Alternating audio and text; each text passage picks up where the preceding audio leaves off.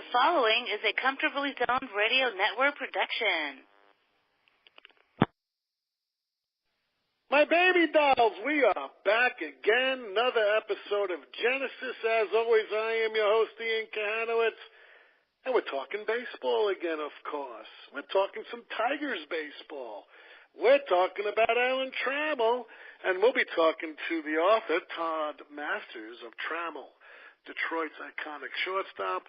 And we're going to get to the book. We're going to get to Todd in a few minutes. But even before I start the inquiry, as most of you know in my thorough cross-examination, I want people to go out and buy this book. Oh, yeah, I'm going to plug the book before I even get into the interview. Because Alan Trammell, like Cal Ripken of the era, they were not the typical shortstops. And even Todd points out in the book, you had shortstops like Ozzie Smith or Bucky Dent or one of these weak shortstops that, can steal bases, hit a homer or two, bat anywhere in the 270s, 280s, and, field extremely well. I mean, the Wizard of Oz over there, very well, but it was rare to see a home run.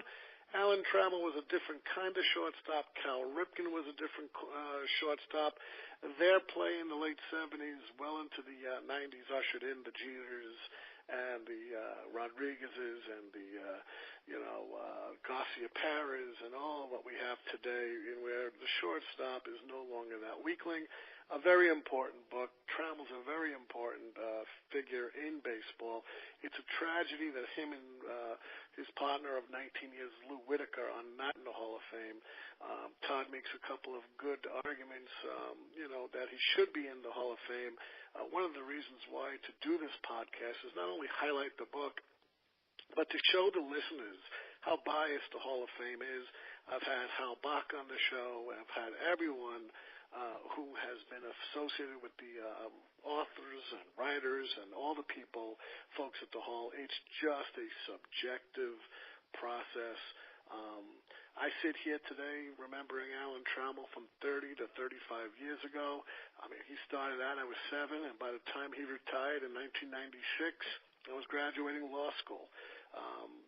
There has never been a duo that played as long as Lou Whitaker and Alan Trammell, along with Ty Cobb. He's been there for 20 seasons. I know that, that's a very rare thing you see in baseball, especially since Trammell and Whitaker went through 2 strikes and collusion amongst the owners in the mid-'80s, and saw baseball really change from post-free agency allowances from the arbitration in 1976 right up and past the strike of 1994, where afterwards baseball just rocketed in prices. You are listening to the Comfortably Zoned Radio Network with the Zigzag Man, Ralph Tycho. We have some great shows for you. We do have Giants baseball with the Zigzag Man. We have Oakland A's baseball with Charlie O's niece, Nancy Finley. Great show. We have Bill Kashadis out in Philadelphia, doing Philadelphia, past, present, future. We not only talk about the Phillies, but we talk about the other teams that played in the city of brotherly love, and that included the Athletics, who moved to Kansas City, and that includes the Negro Leagues, the Stars, and the baseball local communities. Mike Schmidt's been on the show, so things are going well there. We got Eldon Ham up in Chicago doing the White Sox and Cubs things, and that's a great show. We got Golenbach, Peter Golenbach, famous author of New York baseball. He does Golenbach University. We got Hal Bach from the Associated Press and Reader's Digest and all these other papers. He does vintage sports, a lot of sports on the network. I invite all of you to tune in, listen at your own leisure. Being on a podcast is good. You don't have a little thing in your ear saying 30 seconds and you're up. We get to chat, we get to do the story right. And that's why you're here, and that's why Todd Masters is here today. And, Todd is a Sabre member. He's followed the Detroit Tigers for more than 40 years. He's up in Michigan. He's in Grand Rapids. And he's written another book, which I'll get him back on the show, another fancy era, the 72 Tigers. And I know in 71 they had the All-Star game there. But you had my boy Billy Martin and the half-game champs and that was that strike-shortened 72 season where the first strike in Major League Baseball occurred in spring training, which delayed the game for about 3 weeks. I think Detroit had a game or two over Boston. Boston was screaming bloody murder. They still scream bloody murder up here. But, hey, I'm going to stop talking. Welcome to the show, Todd. How are you today? I'm good. Thanks for having me, Ian. Yeah, I hope I didn't butcher you too much in my introduction. I'm long-winded, and I'm charismatic. What can I tell you? Sound great. All right, so why Alan Trammell? Out of every Detroit Tiger you can pick, why Trammell?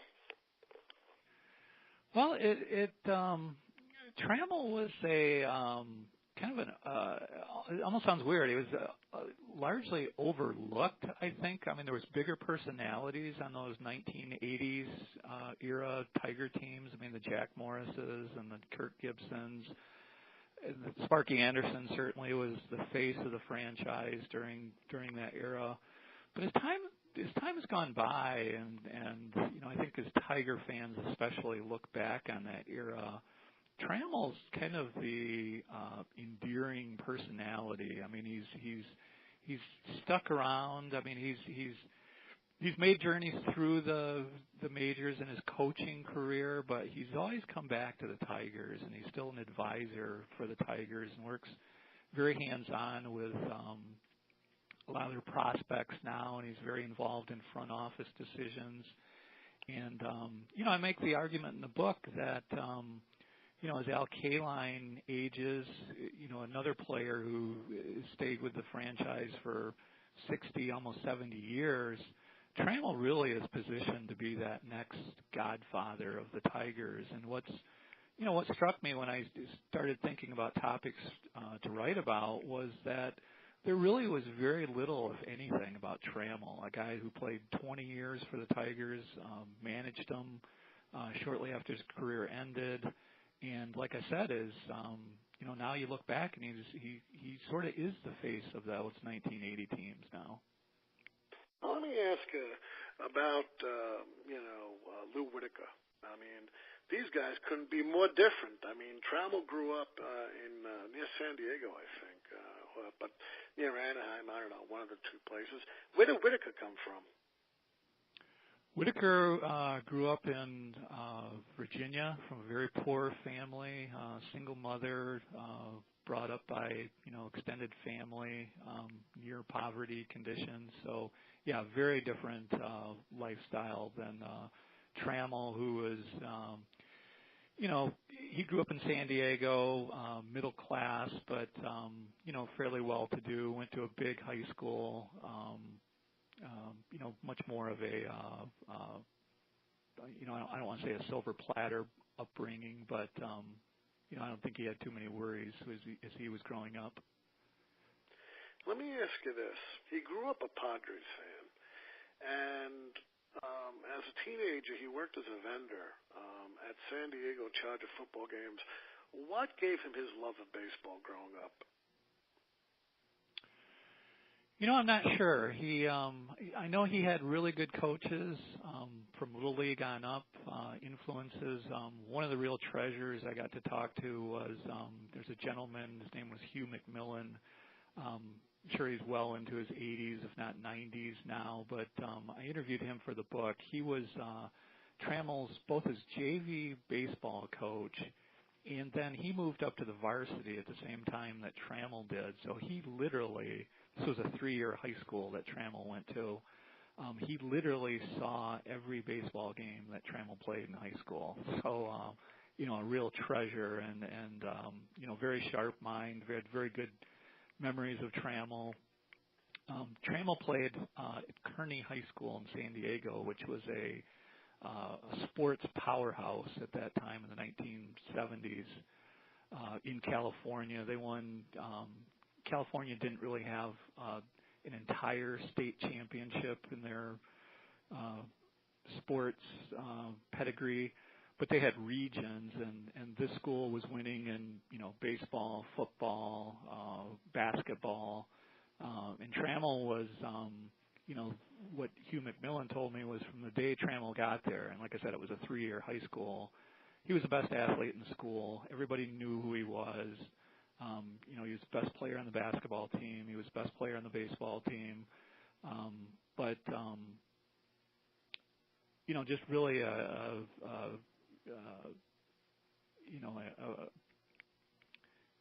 star in the making from his very earliest stages.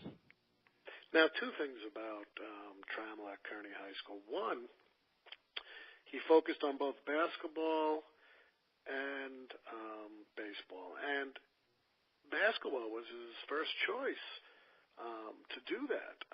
But being a star and an athlete, here's one thing I like about Trammell. And by the way, did you get a chance to interview Trammell, or he didn't? He declined to interview for the book? Well, my intention was never to write an autobiography or anything like that. I did reach out to him multiple times during the project. I wanted to get his insights on a few things that, are kind of behind the scenes. I wanted to ask him a lot about his injuries and things like that there isn't really a lot documented about. But he declined. He's a very modest person to this day. I mean, everybody I talked to said that, and that he really doesn't like the spotlight shined on him, and he declined, and that's fine, and we worked around it. And you know something? You bring in what I was going to say for the second thing. He was always humble. Wasn't a big man on campus, wasn't swelled head, and he even got married young at 20 years old. Yeah, and I mean, even, people I talked to, friends of his, the couple coaches that I talked to, they said the same thing, that he was, he was a big man on campus from a stature standpoint, but he didn't carry himself that way. He was very, very modest, very humble, gave credit to his teammates, was a good student, those types of things. So, yeah, absolutely. And, Jack Taylor was his baseball coach. What he admired most about Trammell was he knew he was good, but he had a great work ethic. Let's go into his work ethic.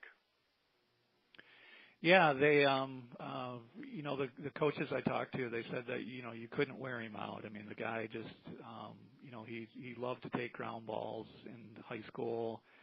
He was a gym rat in basketball.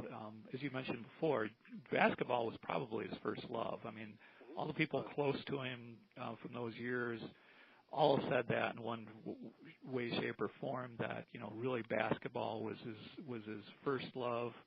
And, baseball, just kind of as his high school career played out, just became probably the more realistic path. He had Division I offers in basketball as well as baseball, but by his senior year of baseball, the professional scouts were starting to look at him pretty closely. And, I think he just thought that, he kind of joked that, the world's full of 6-foot point guards, and, he decided to cast his lot with baseball.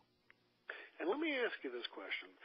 Before Rick Farrell and Dick Wienchek, the two Tiger Scouts, selected him in the draft, a lot of these scouts were skeptical about his hitting. What was going on there? Yeah, well, Trammell, he was never a big physically. He was never a big player, even in the major leagues. I mean, he was probably 185 pounds, maybe at his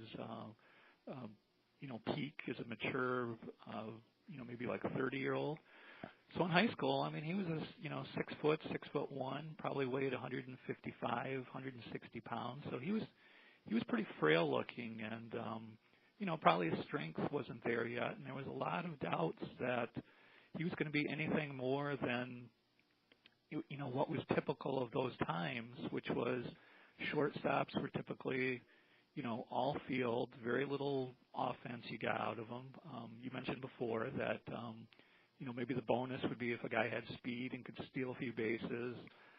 They were expected to bunt and hit pine runners and, probably bat either second or ninth or eighth in the National League in the batting order, and you just didn't expect a lot out of them. And that was a lot of scouts thought the same thing about Trammell, that, they said from the time they were, really zeroing in on him before the 1976 draft, that he was projecting to have big league fielding ability, but there was a lot of doubts that he would ever amount to much as a hitter.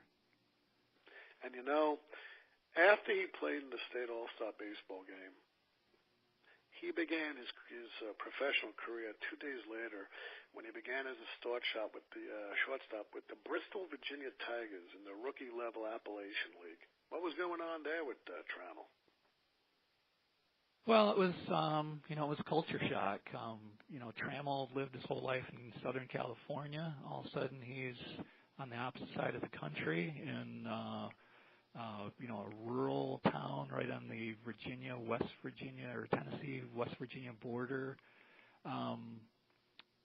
High humidity, very crude. So this was rookie ball.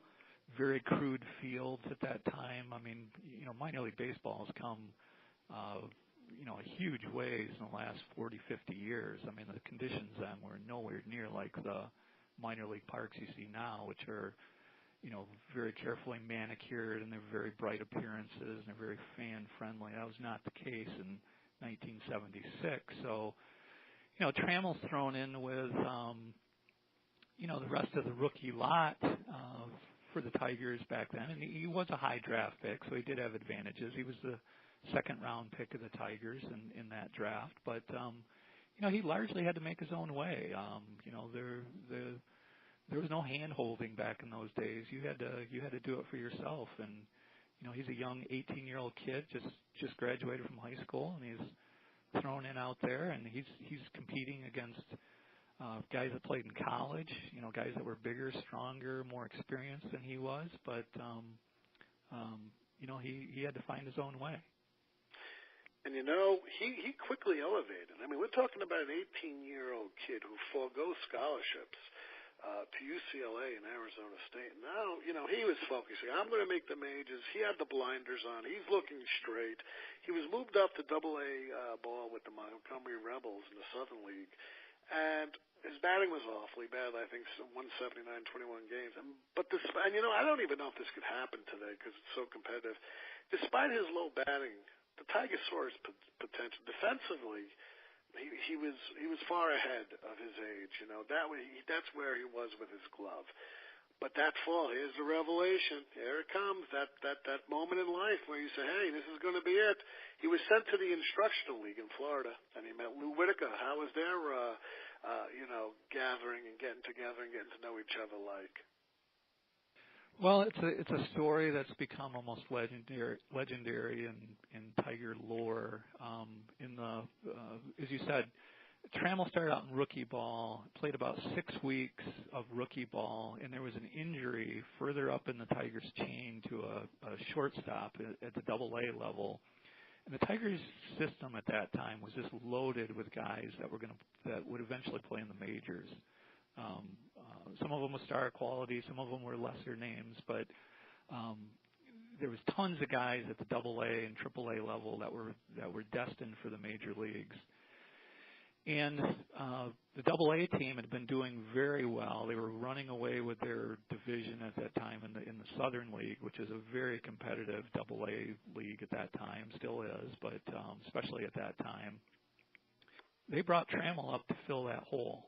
And this team, like I said, was in a pennant race. They were going into the Southern League playoffs. And the players I talked to that played with him during that period said that physically, they said, he looked like a kid. They said the pitchers could just knock the bat right out of his hand, that he didn't have the strength to hit at that level. But they said in the field, he took charge from day one. He could make all the plays. He just knew he belonged. He had a confidence and a just a quiet confidence, I guess the best word to use, that he carried with it. He knew the game. He knew he could make all the plays. And they ended up winning the championship at the end of his first year of professional ball. And that fall then, the Tigers in their instructional league down in Florida, they had a player who was a year older, Lou Whitaker, who was a third baseman and had been tearing up the Florida State League, he had been, I believe, the MVP of the league. He was a third baseman, very erratic in the field, but he was, a very good hitter, very good base stealer. Well, they had them both in the instructional league, and the Tiger front office, looking at their major league squad, Aurelio Rodriguez, who was kind of a fixture in Detroit for about a decade as a third baseman. He was a very good. He was generally considered the second best third baseman defensively behind Brooks Robinson during that era of the 1970s, early 1970s especially. But he wasn't much of a hitter. He had a little bit of power, but he took big swings, and he hit into a lot of double plays, and he struck out a lot, and he generally hit for low batting averages. Well, he was still a fixture at third base. So the feeling was that Whitaker's path to the majors was blocked by Rodriguez. But the Tigers had gaping holes at second base and shortstop, and so they decided to take these two prized prospects, Trammell coming off that surprising, I guess I'll say, first year in professional ball, and Whitaker, who tore up the Florida State League, and make them the shortstop second base combination. So they moved Whitaker to second base, and then they had the benefit, which very overlooked aspect of the story, but Ed Brinkman was a coach in the Tigers system at that time, minor league system, and he worked with them in the Florida State League, or in the instructional league that fall, and could just see immediately. Brinkman had been a Gold Glove caliber shortstop, played for the Tigers and the Washington Senators primarily in the 1960s and then early 70s. So he knew middle infield play, and he could see that these guys had it in the field, and the pairing became legendary. They would play together the next year in Montgomery, Alabama, in the Southern League, and Brinkman would come along and be the manager of that team. It was his first team he ever managed in the minor leagues, and really a huge part of his mission for that summer of 1977, Brinkman I'm speaking of, was to develop Trammell and Whitaker in their craft around the bag at second base. And Trammell contributed his success to Brinkman, but as well as Mark Belanger of the Orioles, because when he was learning, he was picking up things. He was watching both of them in the field. And he got a lot of his, skills of getting in front of a ball, trying to throw accurately. He wanted to be as consistent as them. Now, let me ask you that. Moving past that, how did Ralph Houck take these two coming in? Brand new rookies, we're starting with a team that just lost Al Kaline the year before to retirement. We're rebuilding. Detroit's just an awful market because, like we mentioned before the podcast, huge recessions going on in the United States. What's going on with Houck? Yeah, Ralph Houck came to the Tigers in 1974. He came from the New York Yankees. He was brought in to oversee a total rebuilding project. The team of Al Kaline and Norm Cash and Bill Freehan and Mickey Lolich, those guys had all retired or were in serious decline. The Tigers had very few major league ready prospects at that time. This is like 1974, 75. They were the worst team in baseball in 1975. He was brought in to oversee that transition, I guess you'll say. But around 1977 then, Trammell and Whitaker were arguably the two best players in the Southern League that summer. Trammell ended up being the MVP of the league. Whitaker was, right there with him as one of the best players. I talked to a few of the guys that played with them, and they said it was just amazing the difference in Trammell between 1976 and 1977. He came back for his second year of pro ball. He was stronger. He was more confident, more aggressive as an offensive player. He used a heavier bat and changed his approach a little bit. He started hitting to the opposite field. Brinkman did a lot of work with him in that regard. So by the fall of 1977, the Tigers again were having another, poor year. They were coming in probably 5th or 6th place in the American League East, which was just a terrible division to be a bad team in because it was so top heavy. The Red Sox and the Yankees and the Orioles were just powerhouses of the 1970s at that time. And the Tigers, there was no way they could compete without those types of teams, nor could they really compete with, the Milwaukee Brewers or, a couple of the other teams that were in the division. So they're struggling through another year, another bad year.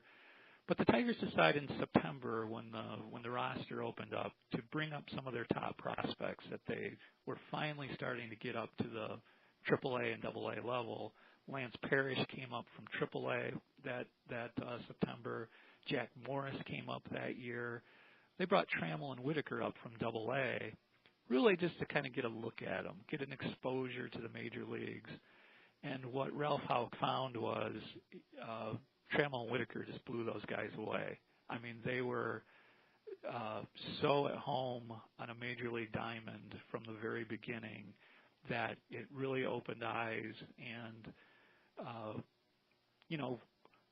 for the first time, it opened the possibility that in 1978, these guys could be the double play combination of the Detroit Tigers. And what's interesting here is Houck is building and building and building, and then he gets fired. And now they bring in Les Moss. What's going on with Les Moss? What does he see in both Trammell and Whitaker? Well, Ralph Houck retired after the 1978 season. He said he wanted to fish and do things like that, and he was getting kind of old, although he would come back later and manage the Red Sox for a few years. But the Tigers took a very conservative approach with their selection of a manager. That was very typical of Jim Campbell, who was the general manager at the time. They were very loyal within their organization. They were very conservative. So Les Moss was a minor league manager. He'd been the manager of Evansville, I believe it was, in the Tigers chain, and had had some success there from a wins and losses standpoint. And he'd been, kind of the typical managerial path of that era. He'd been a backup catcher in the majors in like the 1950s, and it was kind of a crude, I guess, with the media, or unsophisticated, I guess I'll say. Old school baseball guy, tobacco juice all over his jersey type guy. Well, he's the manager in 1979. Trammell and Whitaker made the majors in 78. Basically took over shortstop, second base. Whitaker wins the Rookie of the Year. Trammell finishes in the top 4 in the voting. Both play beyond anybody's expectations as 20-year-old rookies in the major leagues that summer. So 1979, expectations ratcheted up just a little bit. Tigers are starting to build. They've got guys like Jason Thompson at first base, Steve Kemp in the outfield, Morris, Dan Petrie, guys like that are starting to, show some signs that they've got potential. So the Tigers are starting to improve.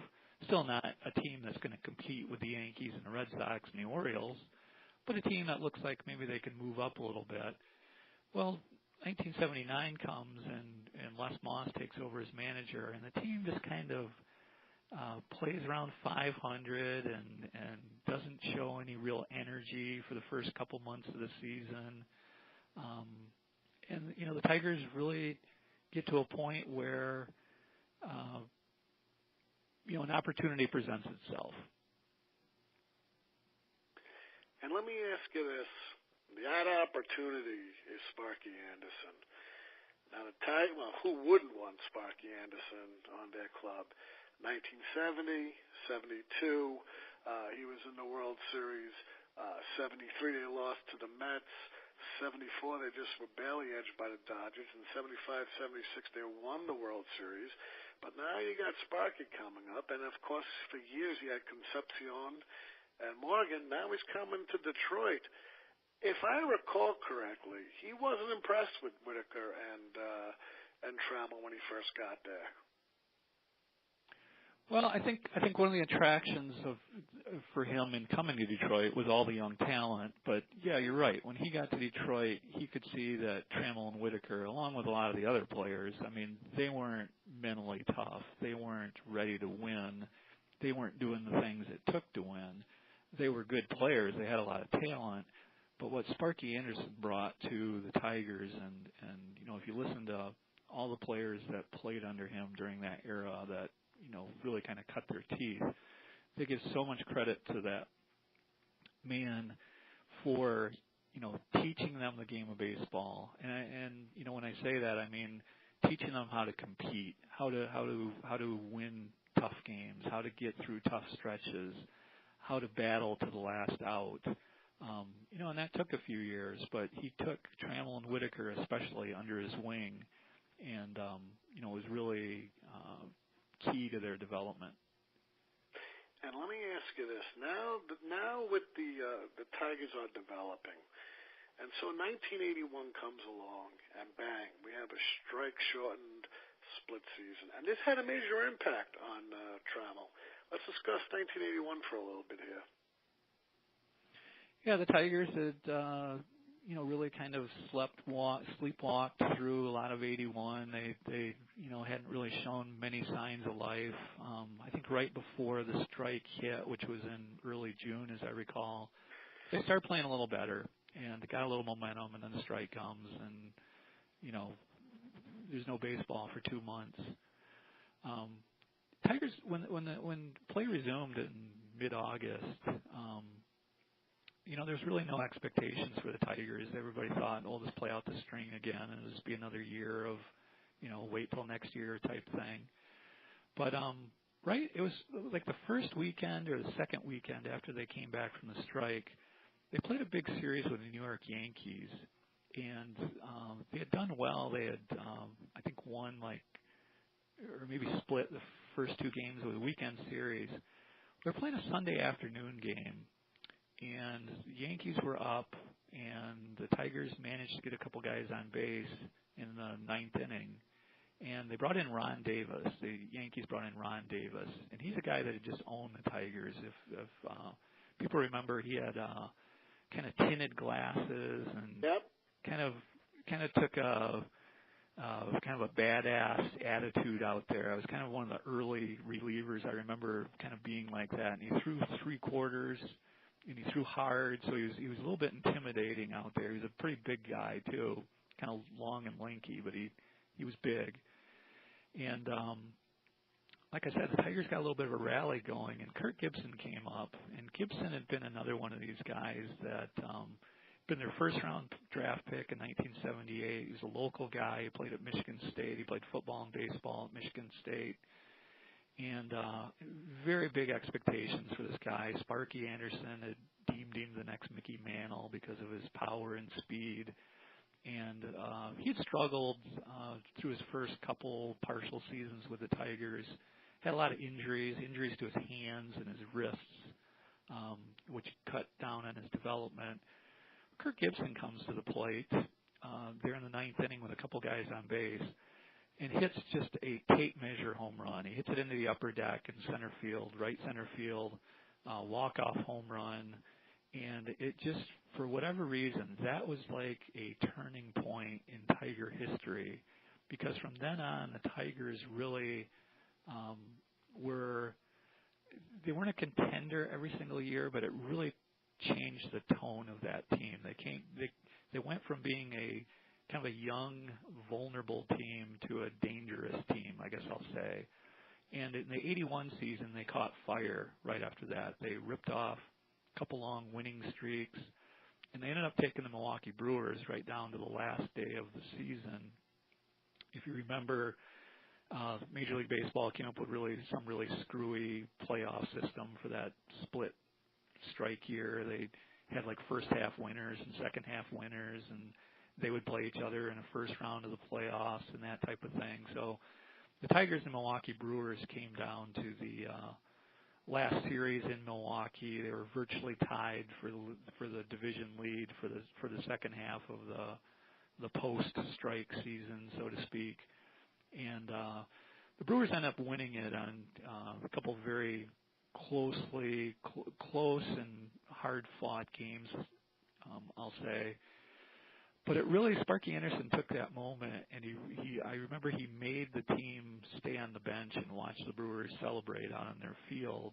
And, he wanted them to learn from that and to know how close they came and how far they still had to go. And you know what's interesting? That strike shortened season. And I had Jeff Katz on the show. He wrote the book on the split season. Sparky Anderson's old team didn't even make the playoffs, and they had the best overall record in the National League that year. Yeah, they had the best overall. It was a tragedy. It was tragic. But here's a fun fact. I love this. What the hell happened in Halloween in 1983? The Tigers were moving up. Milwaukee wins it again, and then Baltimore. But now we got Halloween 1983, and what's going on with Frankenstein boots over here? Yeah, in 1983, the Tigers really came on. They won over 90 games. They finished back of the Orioles, who went on to win the World Series, but they actually put a little bit of a scare into Baltimore late in the season. Made a little bit of a run in mid-September, but just had too big of a deficit to overcome. But they really were coming on at that point. I mean, they were made up of a bunch of 25-year-old guys that were really finding their way in the majors, and they had a unique blend of talent and experience at that point. It was just all coming together. So the Tigers go into the off season of '83 with high expectations for 1984. They're aggressive in the free agent market for the first time. They go out and sign Darrell Evans, who was a 30 home run hitter for the San Francisco Giants and was one of, if not the most sought-after free agent from that offseason. They signed him to add a little bit of left-handed power to the lineup. But Alan Trammell, who's at that point coming off a fantastic '83 season where he batted, I think, .319, won a Gold Glove. Him and Whitaker are probably the best 1-2 combination at the top of a batting order in the major leagues at that point. They're both scoring 100 or close to 100 runs, which was a real accomplishment in that era. So really, one of the key guys to their lineup. Well, on Halloween, he's going to a Halloween party with his wife, and he goes as Frankenstein. And one of the things that's part of his costume is he has like army boots on, but he has them. They're built up on blocks to make him really tall, like Frankenstein. And they're outside on their front porch getting pictures taken from one of the neighbor ladies or something like that. Well, Trammell accidentally falls off the porch and falls into the bushes in his front yard, and feels a little bit of a twinge in his knee as he gets up and goes to the party. And then for the next month or so in the off season, as he's working out, he's noticing he's got a little bit of something going on in his knee. Well, he goes and gets it checked out, and he's got ligament damage. So in 1983, that was maybe not as small a thing as it might be today. Where you can go in and do arthroscopic surgery and things like that. So he has to get the knee done. It's all get done kind of on the hush-hush. The Tigers really don't say a lot about it publicly, but when word gets out, it just casts this dark cloud over the Tigers' prospects for '84 because they really don't know when and if their Gold Glove shortstop and one of the keys to their offensive attack is going to be ready to play. Let me ask you this. Sparky Anderson probably threw a knips hearing this stuff, because he was that kind of guy that said, hey, keep yourself clean, make sure there's no funny business. I mean, he was all about the winning. What did he think about this mess? I'm sure he had some stern thoughts about it that he shared with Mr. Trammell. Now let me ask you this: 1984, year of the Tiger. Just want to say that right even before we get. Trammell had the season of his life. However, it wasn't his best season. We'll get to that in '87. But the question becomes here: why is this team so good? And in your opinion, do you think that it was better, say, than the '68 team? 16 years earlier.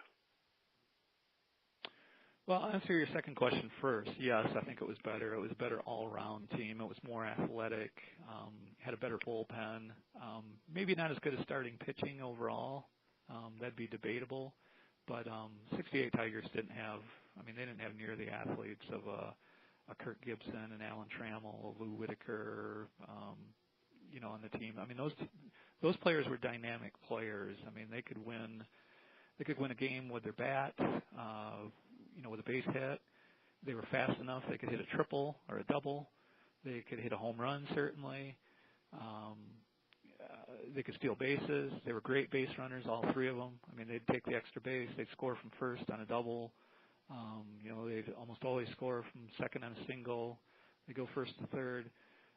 Trammell and Whitaker were Gold Glove fielders. I mean, that were not only steady players, but they were difference makers in the field. I mean, they made big plays in the field. So, the magic to 68 or to 84.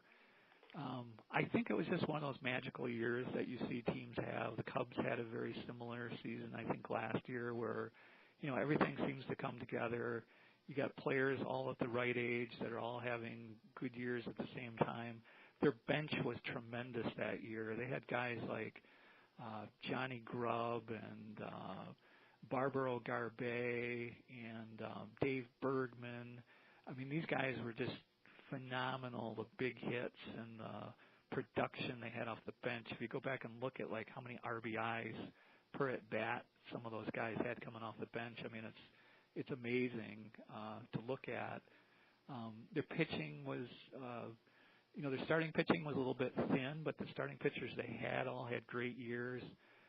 Willie Hernandez and Aurelio Lopez were just lights out in the bullpen. So, there were so many games that they would, in today's parlance, they would make effectively a six-inning game. I mean, if the Tigers had the lead after 6 innings, you were going to see Lopez and Hernandez, and you couldn't touch either one of those guys that year. So, it was just a magical year.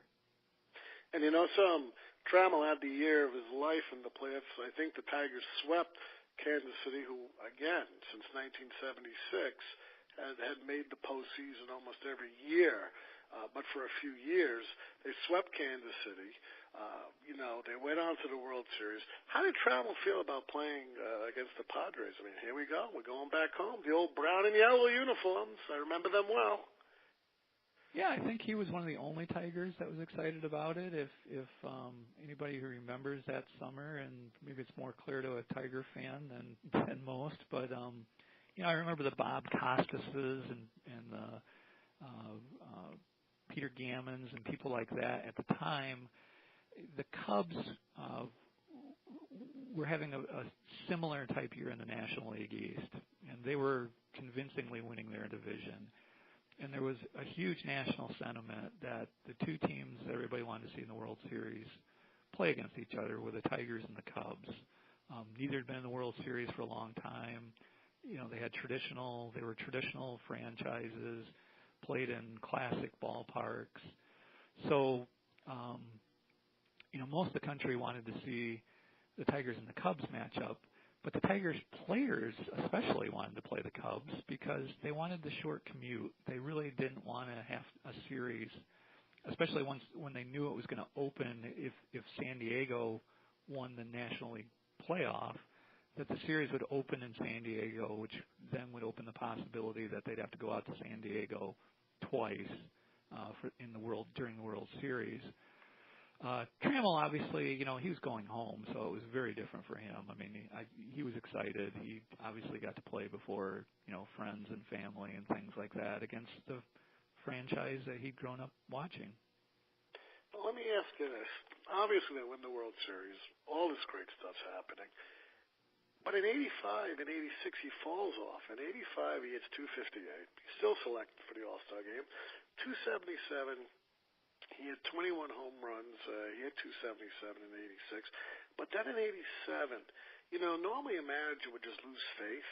Your career's, and he's not even 30 years old yet, Trammell. Why did Sparky say, hey, you know what, you're batting cleanup with the 2 down years? And do you think it mattered? Because that year he hit 343 with 28 home runs, his best year, 105 ribbies, 21 stolen bases, and 109 runs scored. Was it the change to the 4th place in cleanup that did it, or what went on here? Yeah, interesting question, and I think nobody really can definitively say. 85 and 86, Trammell had a lot of injury problems. They were kind of the nagging type. He had a bad elbow that was really restricting his throwing and affected him in the field primarily, and scared the Tigers to death because they really couldn't put their finger on what the problem was.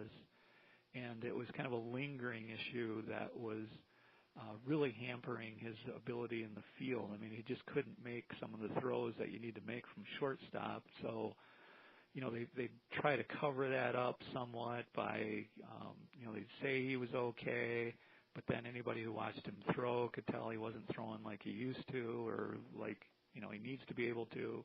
They try to DH him and things like that, but and it affected his whole game, and it affected his offensive game as well. But in 86, second half of the season, he started to feel better physically, and it came out in his all-around game because all of a sudden in 86, both him and Whitaker, second half of that season, all of a sudden started hitting for power like they never had before. Trammell hit over 20 home runs. I think Whitaker he might have hit 20 as well. So he really kind of positioned Trammell to have a good 1987. But what happened in the off season of between 86 and 87 is Lance Parrish took the Tigers to free agency. He ended up signing with the Philadelphia Phillies. Parrish had been traditionally the cleanup hitter, the big wheel, they called him. They hit 4th. Gibson typically hit 3rd, with Whitaker and Trammell hitting 1-2. So that combination was being broken up, and Sparky Anderson took a very unusual tact. And I talked to Dick Trzaskowski, who has become a good friend for both of my books. A lot of insight. He was a coach for the Tigers for I think like 25 years. Managed or coached under, starting with Billy Martin, and then all through Sparky's reign. He told me that what Sparky wanted, he saw that they didn't have anybody that was going to be a perfect fit to replace Parrish, a traditional American League cleanup hitter, a big 230-pound guy that was going to, blast 35 home runs. That guy didn't exist on the roster. I mean, the closest guy to it was probably Gibson, and he typically batted 3rd because he was a dynamic player with his speed. So Sparky took the approach of I'm going to try Trammell there, and we're going to try to score as many cheap runs as we can. His expectation was that Trammell would make all the little plays. He'd be able to hit the opposite way and make sure maybe a ground ball knocks a run in, or hit a sacrifice fly. Or Trammell was a very good bunter, so he could bunt with him with a guy on 3rd. Or Sparky didn't typically use a suicide squeeze a lot, but that was a possibility with a guy like Trammell. And what happened is Trammell just took to that slot in the batting order very, very well. He had his career year as far as numbers. As you mentioned, he hit 343. He hit 28 home runs. He knocked in over 100 runs. He had some incredible statistic. Like I think he had 19 successful stolen bases, and he was only caught twice that year. Played as great as ever in the field.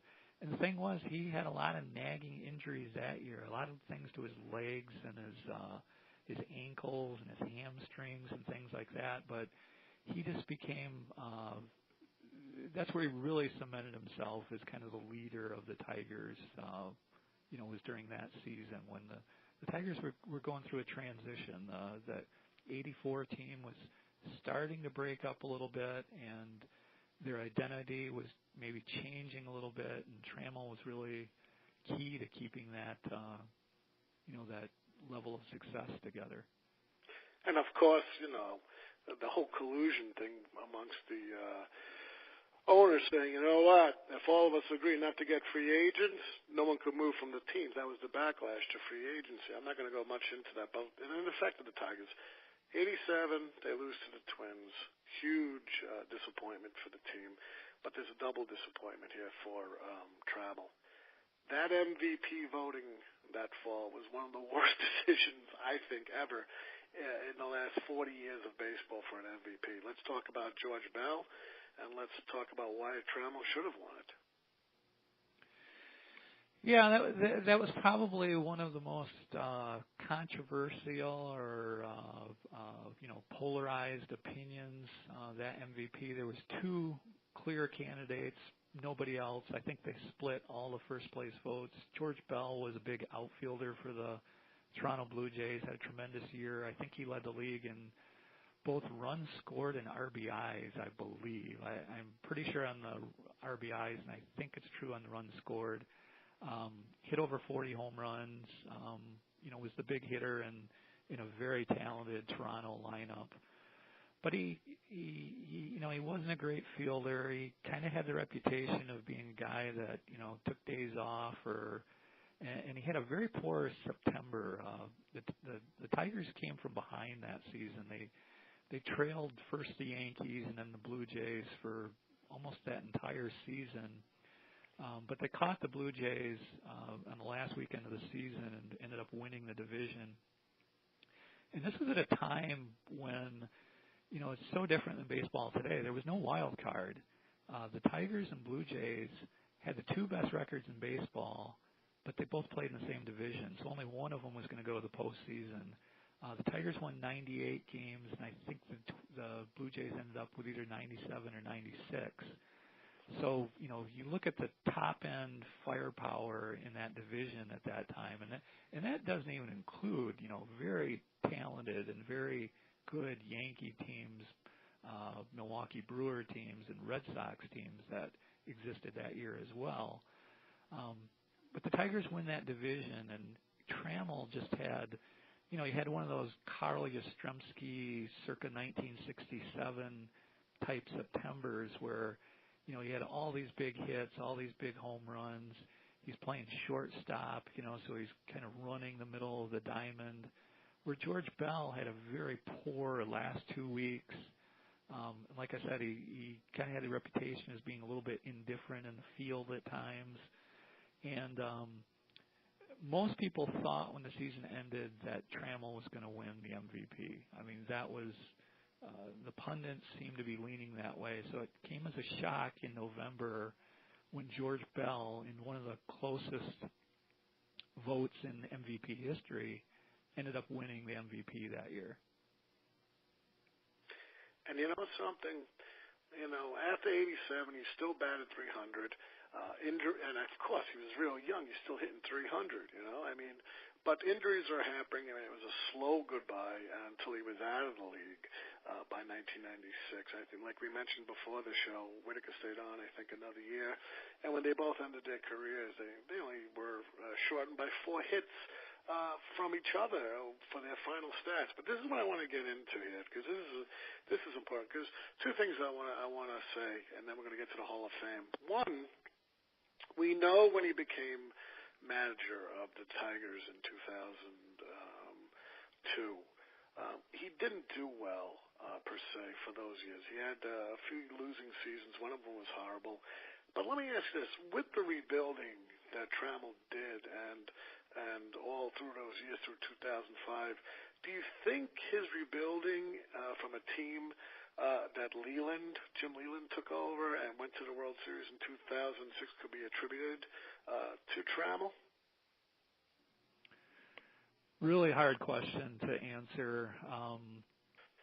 A lot of people debate that. The feeling at the time was that Trammell, in the 2005 season especially, lost control of the clubhouse, that there was some malcontents on the team that were, getting away with murder, was poisoning the atmosphere.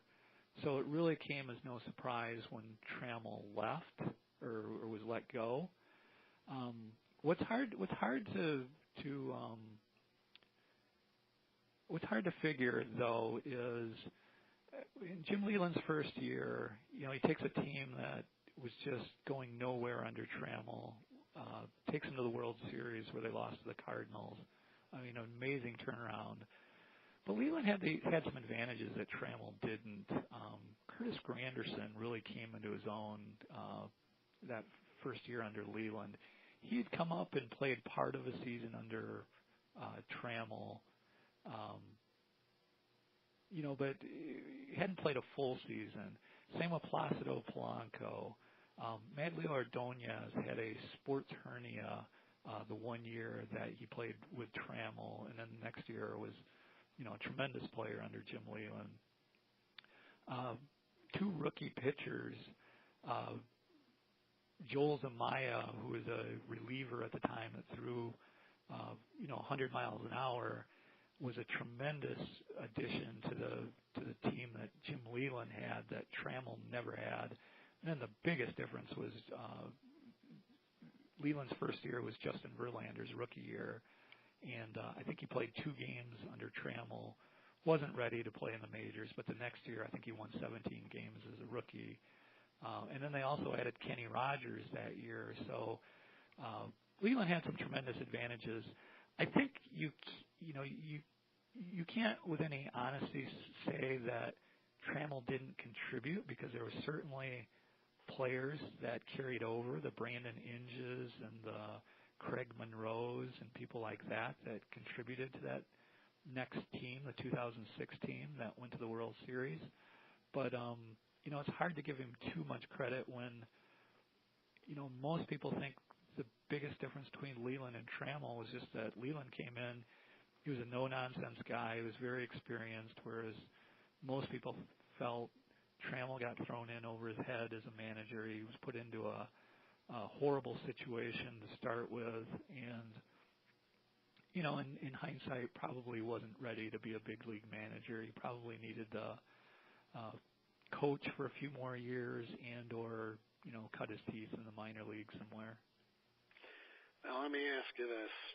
Here's the $1 million question. Well, actually, it's a little bit more inflation. How about the $10 million question? In 2001, the new Bill James Historical Baseball Abstract rated Trammell as the 9th best shortstop of all time, putting him ahead of 14 Hall of Fame shortstops.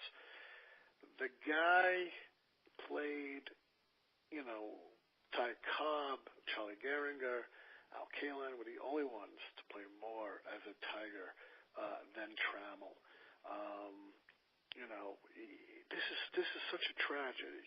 He's in the San Diego Hall of Champions Hall of Fame in '98. He's in the Michigan Sports Hall of Fame. But Cooperstown has eluded him, and time is running out. What's going on here?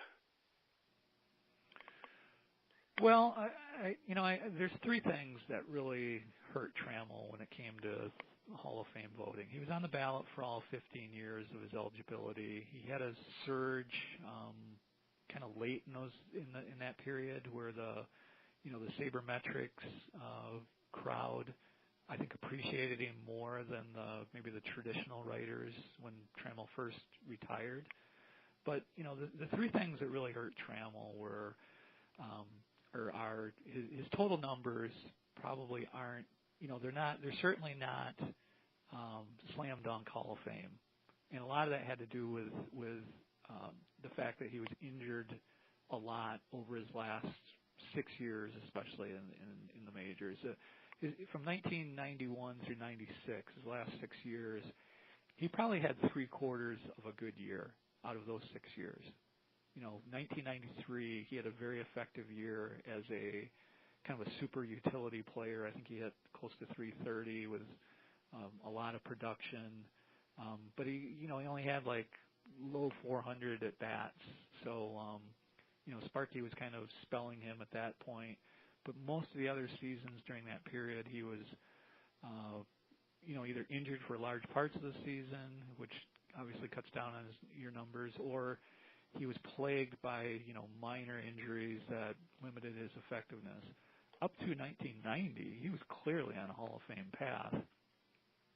Numbers-wise, he probably, at the time he would have retired, if he could have kept the same pace, especially the pace that he had from about 83 through 90, if he could have kept that same pace for another 5 or 6 years, he would put up numbers that were, one of the top 2-3 shortstops of all time at that point in history. Second thing I think really hurt Trammell is from an exposure standpoint, he's definitely a player that you appreciate the more you watched him. You had to watch him game after game, year after year, to see all the little things he did, all the clutch plays he made.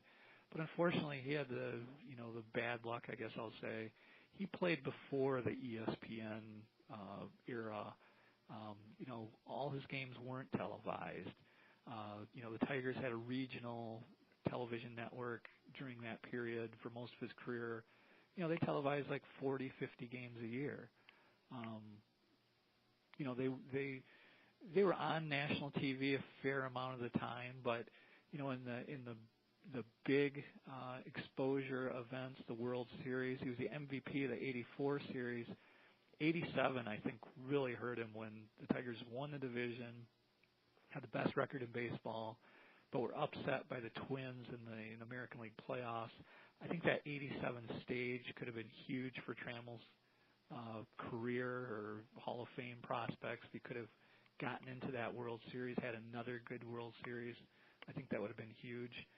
And the other thing, which is a little bit or more minor, I'd say, but he always had bad luck around All-Star games. He always seemed to get injured right before him. He was named to a number of All-Star teams, but he really played in very few and batted very few times in an All-Star game. So he didn't get a lot of exposure that way either. Then the third thing I think really hurt him is he retired after the 1996 season, which was Derek Jeter. I believe that was his first year.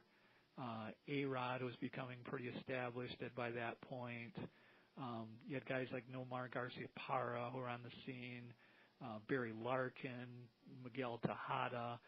These guys, this next generation that was coming right behind Trammell, this next generation of shortstops, they were just physically so much better athletes. I mean, they were bigger, stronger. They started doing things that were just unheard of in the game of baseball. And I think that hurts a guy like Trammell, because Trammell had just a very strong all-round game. But I think that game got lost when all of a sudden you had guys like A-Rod come on the scene, and he starts hitting 50 home runs as a shortstop like he did for Seattle, and then I think later for Texas. Or Nomar Garciaparra, I think hit over 370 one year. Those are just unheard of numbers.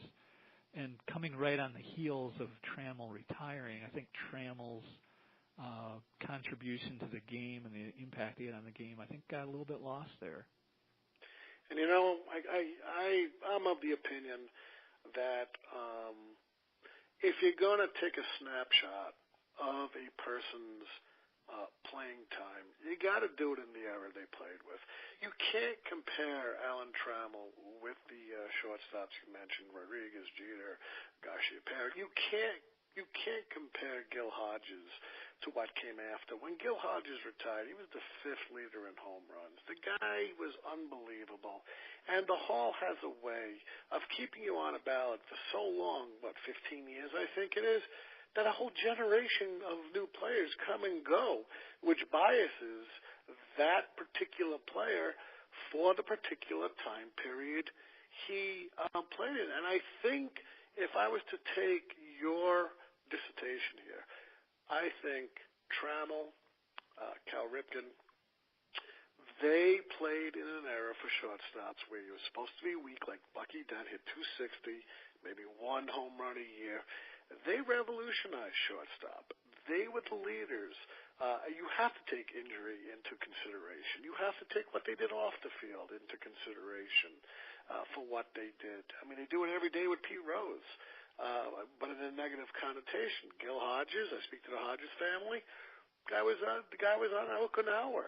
You know what he did for the New York Mets to do it, the Miracle Mets. He was cut down at an early age from a heart attack. But I think the Hall is unfair, just as it is for Hodges, as it is for Trammell. I think Trammell and Whitaker should both be there. I've never seen a better duo at those positions in the 40 years I was watching baseball. And so, hey, did you have a good time today, Todd? I did. It's a good all right. Discussion. We're gonna. I told you I do things a little bit different, like my listeners know. We're gonna get you back on the show. Definitely want to talk about the '72 Tigers. This was so worth the wait. We could find this at Amazon and McFarland. Where else can we find it? Any of the major online booksellers carry it. And you know some, I'm going to tell my listeners, hold the line because I'm going to end the show. And, I tell my listeners, look, folks, you don't have to be a Detroit Tigers fan. You don't have to live in Michigan. You don't have to, love that state, love the team. This is a good baseball book. And it's like any other author who appears on my show, it has something to say. Todd has a lot to say about Trammell, a lot of things I didn't know. It's a very, very good and relevant book about a great player who has been pretty much injustice. Another one by the Hall of Fame. Go out, get this book. The holidays are coming up. It's well worth the read. It's a fun read. It's an important read because it brings back a time in baseball 30 years ago. When I was growing up in New York City, people are talking about DiMaggio and Mantle, who played 30 years before. Now it's 2017, and I'm talking about Alan Trammell, who played 30 years before. So what does that say about me? I'm getting old. Go out, get this book, folks. Very important. As always, I'm Ian Kahanowitz, on behalf of the Comfortably Zoned Radio Network and for Todd Masters. Thank you, sir, for being on the show. And in the immortal words of Edward R. Murrow, good night, folks. Good luck. We'll see you next time.